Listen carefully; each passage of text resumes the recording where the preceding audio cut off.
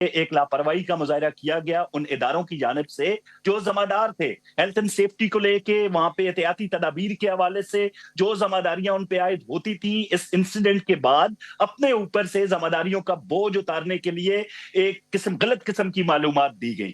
جس طرح پنجاب حکومت کا حوالہ آپ کا رپورٹر بھی دے رہے ہیں جناب، اور آپ نے بھی کہا یقینی طور پر جو سورس آف انفارمیشن تھا وہی ادارے تھے، چاہے وہ ایل ڈی اے ہو، نیسفاک ہو، یا دیگر افراد جو وہاں پہ کام کر رہے تھے.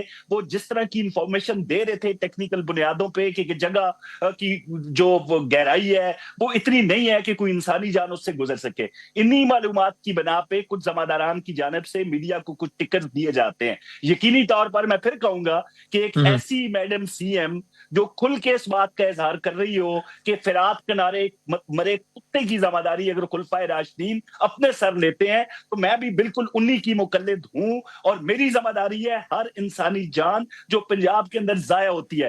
اس حوالے سے جو ذمہ داران ہیں ان کو سزا بھی ملنی چاہیے، اور مجھے تمام تر احتیاطی تدابیر پہ عمل ایسی میڈم سی ایم کی ٹیم میں جو افراد شامل ہیں ان کو پوری تحقیق کے بعد ہی کوئی بیان جاری کیا جانا چاہیے. اب وہ پولیس اہلکار تھے، ایل ڈی اے تھے، نیسفاک تھا، فوری طور پر 3 سے 4 افراد کو وہاں سے فائر کیا گیا ہے. یہ مصدقہ اطلاعات ہے. باقی آپ نے میڈم سی ایم کی گفتگو سن لی جب وہ مخاطب تھی وہاں اس پہ میں ذمہ اسما داران بخاری سے، صاحبہ کا کمشنر، ڈپٹی نام آیا کہ کمشنر کو. ان سے منسوب بیانات چلے کہ انہوں نے بھی یہ کہا. دیکھیں بالکل میڈم وہ سی تو ایم نے براہ راست بالکل پنجاب اس کا گورنمنٹ اظہار سے. کیا.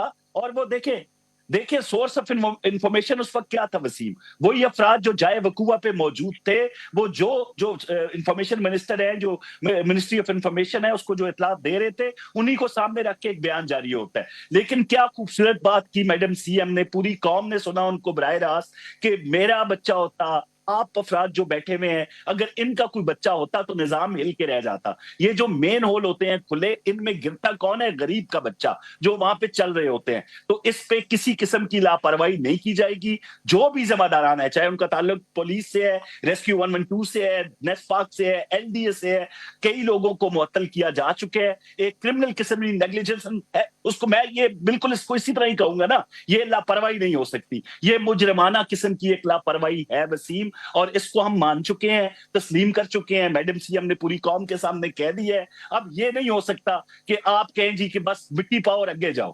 یہ پہلے بھی میڈم سی ایم کی ترجیحات میں شامل تھا ہیلتھ اینڈ سیفٹی، اور آئندہ بھی رہے گا. وہاں پہ کنسٹرکشنز کا کام اگر ہو رہا تھا تو لوگوں کو بچانے کے لیے وہاں پہ جو مطلوبہ جو معیار تھا اس کو بروئے کار لانا چاہیے تھا، وہ نہیں ہوا. یہ لاپرواہی ہوئی ہے، اس کی تمام تر ذمہ داری ان افراد پہ ہے جو وہاں پہ موجود تھے. اور آپ یہ گارنٹی کرتے ہیں کہ ہم آج سے کچھ دنوں بعد جو بھی معقول وقت ہو اس کے بعد آپ سے پوچھیں گے اسی پروگرام میں، تو آپ بتائیں گے کہ صاحب یہ افراد اس انداز سے ذمہ دار تھے، یہ کاروائی ہوئی ہے.